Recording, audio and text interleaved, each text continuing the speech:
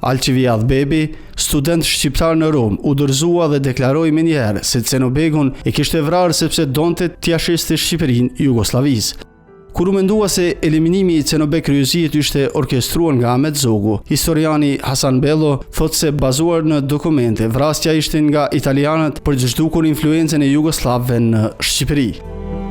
Ne kemi marrë përsipër disa vrasje që faktikisht kemi realizuar vetë, siç është kjo e Cenobek Kryqëzit, për shembull që e vret Alciviadh Bebi, një student shqiptar në Itali i nxitur nga agjentura italiane dhe Kryqëzit fillon atë gjak në konfliktu me Ahmet Zogun. Në të vërtetë ai nuk kishte interes, ndonse kërkoi pakënaqësi ndaj Cenobek Kryqëzit, nuk kishte interes të vriste dhënën e vet në atë moment, sepse kishte e motra kishte fëmijë etj, plus që ky mbante një detyrë shumë të rëndësishme politike, pra ishte ministri i shtetit shqiptar në 2 shtete, pra ishte edhe në Beograd edhe në Prag, dhe nuk kishte interes të bënte një skandal diplomatik në arena ndërkombëtare, se ka qenë një skandal vrasja e Cenobek Kryqëzit. Pra pat shumë jahan mediatike.